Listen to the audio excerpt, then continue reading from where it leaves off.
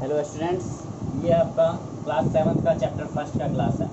ये क्लास है nutrition in plant. Plant में कैसे न्यूट्रिशन होता है। जैसा कि हम सभी जानते हैं, जितने भी लिविंग थिंग्स है सभी को फूड की ज़रूरत होती है, और इस फूड से हमें क्या क्या प्रोवाइड होता है। Fats, carbohydrate, vitamin, minerals, ETC. इन सभी चीज़ को हम क्या बोलते हैं, न्यूट्रिएंट्स बोलते हैं। ठीक है, nutrients.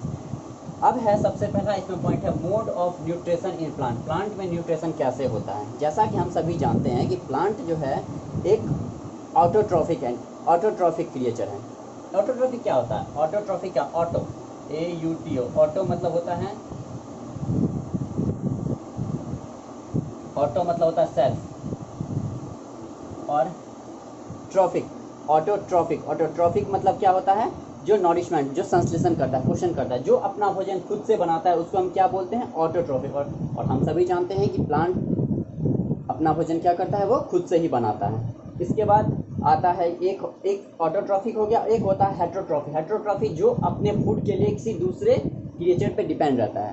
As like human beings, animals, we all are depend on the food for animals and plants. हम सभी डिपेंड करते हैं फूड के लिए किस चीज़ पे, या तो प्लांट्स पे या फिर एनिमल्स पे डिपेंड करते हैं। ठीक है, तो हम जो भी फूड खाते हैं उन सब से हमको न्यूट्रिएंट्स की प्राप्ति होती है। अब हम बोल सकते हैं nutrition is the mode of taking food by an organism and it's utilised by the body. मतलब इसका मतलब ये है कि भोजन लेने का तरीका जो हमारे बॉडी के द्वारा अवशोषित किया जाता है। ठीक है, और अब भोजन जो हम खाते हैं उसको अवशोषित करके जो उससे विटामिन या मिनरल्स हमें प्राप्त होता है वो न्यूट्रिएंट्स कहलाता है। ठीक है, इसमें हम अभी ऑटोट्रॉप्स और हेट्रोट्रॉप्स के बारे में पढ़ रहे हैं। ऑटोट्रॉप जो अपना भोजन खुद से बनाता है, हेट्रोट्रॉप जो अपने भोजन के लिए दूसरे पे डिपेंड रहता है। उसके बाद आता है photosynthesis, food making process in plant. What is photosynthesis? It is the food making process in plant. ये क्या है? प्लांट में भोजन बनाने की क्रिया है। अब सवाल ये आता है कि photosynthesis what is the process of photosynthesis. ये प्लांट में ये फोटोसिंथेसिस का प्रोसेस कैसे होता है। जैसे आप लोग क्लास 3, 4, 5 और 6 हर क्लास में आप फोटोसिंथेसिस के बारे में डिस्कस कर चुके हैं कि फोटोसिंथेसिस प्रोसेस करने के लिए ग्रीन प्लांट्स को किसकी जरूरत होती है? सनलाइट की। एयर से किसकी जरूरत होती है? कार्बन डाइऑक्साइड की।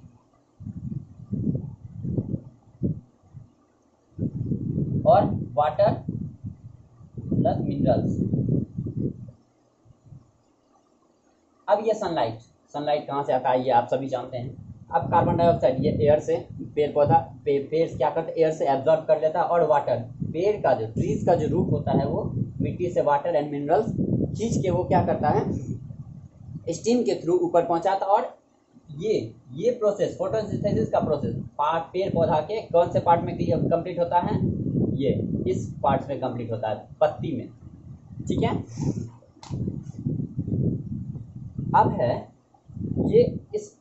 है ये कि ये सनलाइट कैसे एब्जॉर्ब करता है, प्रिपेयर कैसे करता है फूड। सबसे पहले हमको ये जानना है कि इसके फेस पे, इस लीव्स के फेस पे एक बहुत सारा छोटा छोटा लीफ, ये होल होता है। ठीक है, इसको हम क्या बोलते हैं? स्टोमाटा। इस होल को हम क्या बोलते हैं? Stomata. The tiny pores of a leaf is called stomata. मतलब टीनी पोर्स जो होता है, छोटा छोटा जो छिद्र होता है, उसको हम क्या बोलते हैं? स्टोमाटा बोलते हैं। अब इसमें ये समझ में आ गया स्टोमाटा होता है। इसमें एक ग्रीन पिगमेंट होता है, ग्रीन कलर का जो होता है पिगमेंट, उसको हम क्या बोलते हैं? क्लोरोफिल बोलते हैं। ये किस चीज़ में हेल्प करता है? कैप्चर द एनर्जी, सन से एनर्जी लेने में हेल्प करता है। ये स्टोमाटा का यूज आपको आगे बताएंगे। स्टोमाटा का यूज वेस्ट मटेरियल जो प्लांट का होता है वो इसके थ्रू बाहर निकल, जिस तरह से हमारे बॉडी में छोटा छोटा होल होता है और इस होल से हमारे बॉडी का वेस्ट जैसे सुई पसीना सब बन के निकलता है, इसी तरह से पेड़ पौधा में जो एक्स्ट्रा वाटर होता है वो इस होल के द्वारा बाहर निकलता है। बट एक ग्रीन सब्सटेंस जो होता है क्लोरोफिल, उसके थ्रू क्या करता है, ये कैप्चर, सन के लाइट को कैप्चर करता है सन से। ठीक है, और उसके बाद ये रूट का काम है वाटर प्लस मिनरल्स लेना और ऊपर तक पहुंचाना। ठीक है, उसके बाद ये सब सारा चीज़ जब इसके पास पहुंच जाता है तो उसके बाद ये फोटोसिंथेसिस के प्रोसेस से क्या बनाता है? अपना भोजन तैयार करता है। ठीक है, अब हम तो बोल सकते हैं। अब सब देखिए, सबसे पहले ये है कि इन सभी चीज़ को अगर मान के चलते अगर ये ना रहे इसमें, तो क्या बन पाएगा भोजन? नहीं बन पाएगा प्लांट का भोजन। तो हम कह सकते हैं तो सनलाइट क्या है? एनर्जी का सबसे मुख्य स्रोत है। अगर ये ना हो तो कुछ भी संभव नहीं है। अगर ये नहीं तो फोटोसिंथेसिस नहीं, अगर फोटोसिंथेसिस नहीं तो प्लांट नहीं, अगर प्लांट नहीं तो कोई भी क्रिएचर्स नहीं, ना ह्यूमन बींग्स, ना एनिमल, ना बर्ड्स, नथिंग। तो हम बोल सकते हैं it is the important things, it is the important to live our life on the earth, live life on the earth. Earth पे जीवन जीने के लिए सनलाइट बहुत ही ज़्यादा ज़रूरी है। इसके बाद, इसके अलावा हम जो है ना, अगर ये नहीं रहे तो हम अर्थ पे लाइफ का, ये अगर फोटोसिंथेसिस का प्रोसेस ना हो तो अर्थ पे लाइफ पॉसिबल है ही नहीं। अब इस फोटोसिंथेसिस के दौरान क्या होता है, ये पेड़ पौधे अपने भोजन बनाने के लिए जो हमारे क्लाइमेट में कार्बन डाइऑक्साइड होता है उसको एब्जॉर्ब कर लेता है, और फोटोसिंथेसिस के दौरान एब्जॉर्ब किया और रिलीज कौन सा गैस करता है, ऑक्सीजन रिलीज करता है। ऑक्सीजन जो हम क्या करते हैं, सांस के द्वारा अंदर लेते हैं। तो अगर ये प्रोसेस ना हो तो हमें ऑक्सीजन की प्राप्ति नहीं होगी, और हमें ऑक्सीजन नहीं मिलेगा तो हम, आप जान सकते हैं अगर हमें ऑक्सीजन सांस लेने के लिए नहीं मिले तो क्या हो सकता है। ठीक है, इसके बाद आपका आता है, आप लोग समझ गए होंगे क्या फोटोसिंथेसिस क्या है, food making process in plants. तो आप अगर इसको अच्छे से एक बार पढ़ लेंगे आपको समझ में आ जाएगा कि कैसे बनता है। उसके बाद other mode of nutrition in plant, plant में और किस तरीके से न्यूट्रिशन होता है।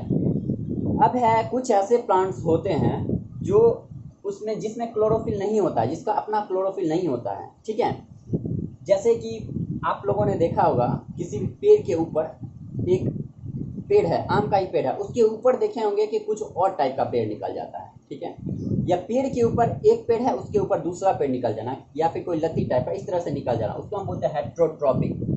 ठीक है, मतलब ये पैरासाइट्स बोलते हैं उसको। पैरासाइट्स मतलब परजीवी, जो दूसरे पर डिपेंड रहता है। वो प्लांट अपने से खुद का भोजन नहीं बनाते हैं। वो क्या करते हैं, जिस प्लांट पे वो ग्रो करता है उसी प्लांट का बनाया हुआ जो भोजन है उसी के थ्रू वो ग्रो करता है।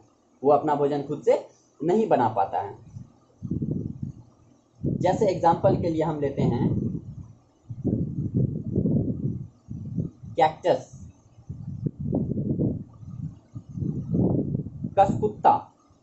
कसकुत्ता बोलते हैं जिसको अमरबेल बोलते हैं। ये क्या है, ऑन होस्ट प्लांट, ये प्लांट के ऊपर एक प्लांट की तरह आ जाता है। ठीक है, उसके बाद आता है सेप्रोट्रॉप्स। व्हाट इज सेप्रोट्रॉप्स, मतलब आप लोगों ने मशरूम को देखा होगा, या फिर हम बोलते हैं मशरूम को छोड़िए, आप कोई भी जहाँ मड वाला इलाका है या फिर गोबर रखा हुआ है ज़्यादा, तो आप उस पर देखे होंगे कि अम्ब्रेला के टाइप का एक छोटा छोटा प्लांट आ जाता है। तो और मशरूम होता है वो जो मार्केट में पैकेट में करके बेचा जाता है, उसको वेजिटेबल्स के रूप में हम यूज़ करते हैं। ठीक है, तो इसी को बोलते हैं सेप्रोट्रॉप्स। ये क्या होता है, ज़्यादा नमी वाले इलाके में होता है, हमिड वेदर में होता है।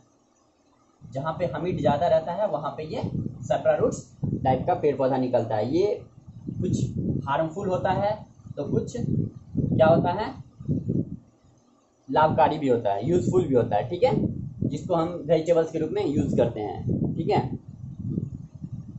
अब इसमें आप लोग, अब एक और हम ये भी क्या होता है जो दूसरे से लिया, ग्रो किया, और हम ब्रेड देखें या फिर कोई भी नमी वाली चीज़ को, नमी वाले जगह पे, एग्जाम्पल के लिए हम कोई भी पिकल्स वगैरह कुछ भी लेते हैं, अगर हम उसको कुछ दिन छोड़ दें तो क्या होता है, उस पर आप ग्रीन कलर का एक देखे होंगे फफूंद टाइप का, फंगी टाइप का होता है। ठीक है, ये सभी भी क्या है, पैरासाइट्स है जो दूसरे के हमिड से, दूसरे से फूड लेकर के ग्रो करते हैं। अगर उसको नहीं मिले ये फूड तो वो क्या होता है, ग्रो नहीं कर पाता है। ठीक है, उसके बाद आता है how nutrients are replenished in the soil. अब हम देखते हैं कि वाटर से, मिट्टी से जो है tree water and minerals absorb करके क्लोरोफिल बनाता है। क्लोरोफिल नहीं, ऊपर पेड़ पौधा पेड़ के तरफ भेजता है और वो क्या करता है, फोटोसिंथेसिस के दौरान अपना भोजन बनाता है। अब हम सोचते हैं कि जब ये मिट्टी से निकाल रहा है तो मिट्टी का तो ये खत्म हो जाता है, तो मिट्टी में ये वापस आता कहाँ से, फिर से ये मिनरल्स जो पेड़ पौधे को भोजन बनाने के लिए ज़रूरत होती है, तो ये फिर से मिट्टी में कहाँ से आता है। तो आप लोग देखे होंगे कि जब कोई फार्मर खेती करता है तो खेती करने से पहले वो खेत को डिग करता है, जोतता है, हल चलाता है, उसके बाद जरूर समय समय पे उसमें मिनरल्स डालता है, पोटेशियम वगैरह वगैरह बहुत सारा टाइप का खाद डालता है। इससे क्या होता है ना, उसका जो मिनरल्स पे ख़त्म हुआ है वो सारा मिनरल्स उसमें फिर से वापस आ जाता है। तो ये समय समय पे मिट्टी को फर्टिलाइज करने के लिए, उपजाऊ बनाने के लिए, ये सभी मिनरल्स प्रोवाइड करवाने के लिए उसमें फर्टिलाइज़र मिलाना बहुत ही आवश्यक होता है, और इसीलिए फार्मर जो है टाइम टाइम पे ये चीज़ करते रहते हैं। इसके बाद हम जानते हैं, और एक आता है राइजोबियम। आप केंचुआ के बारे में आप लोग जानते हैं, जो क्या करता है नाइट्रोजन की मात्रा को बढ़ाता है। दलहन के पेड़ पौधा में वो जमीन के अंदर रहता है और वो पेड़ पौधा को क्या देता है, नाइट्रोजन देता है, मिट्टी में नाइट्रोजन को बरकरार रखता है, उसका बैलेंस बनाए रखता है। और केंचुआ रहता है राइजोबियम, जो क्या करता है मिट्टी में नाइट्रोजन, पेड़ पौधे को नाइट्रोजन देता है, मिट्टी में नाइट्रोजन को बैलेंस करके रखता है और बदले में पेड़ पौधा इसको क्या करता है, भोजन देता है। एक तरह से बोले तो पालता है, ये हेल्प करता है पेड़ का, पेड़ हेल्प करता है इसको, इसका, ठीक है। तो इसको हम बोल सकते हैं, तो इसको हम क्या बोलते हैं, हेट्रोट्रॉप्स बोलते हैं, ठीक है। हेट्रोट्रॉप्स मतलब क्या हुआ, जैसे ये एक क्रिएचर है, ये एक क्रिएचर है, ये क्रिएचर फूड के लिए इस पर डिपेंड है और ये क्रिएचर इस पर डिपेंड है, ठीक है। ये हो गया हेट्रोट्रॉप्स, मतलब एक दूसरे पे निर्भर रहना, ठीक है। तो एग्जांपल के, और animals are categorised as heterotrophs since they depend on, जितने भी एनिमल्स हैं सबको हेट्रोट्रॉप्स में कैटेगराइज किया गया क्योंकि वो एक दूसरे पे डिपेंड रहते हैं। जैसे हम डिपेंड है प्लांट पे, प्लांट डिपेंड है सनलाइट वगैरह वगैरह पे, ठीक है। हम डिपेंड है एनिमल्स पे, एनिमल्स डिपेंड है प्लांट पे, इसी तरह से एक दूसरे पे डिपेंड होता है। तो हम बोल सकते हैं कि this life is depend on give and take, ये लाइफ जो है सिर्फ देना और लेना पे डिपेंड करता है, देना और लेना पे ही डिपेंड करता है, ठीक है। अब आप लोग इसका जिनके पास बुक है वो बुक से इसका रिवीजन करके इसका क्वेश्चन आंसर कर लेंगे, और क्वेश्चन आंसर आप लोग अपने कॉपी में करेंगे और इससे नोट्स तैयार करेंगे। जो अभी हमने बोला है आप लोग इसको पोज कर करके लिखेंगे और समझेंगे।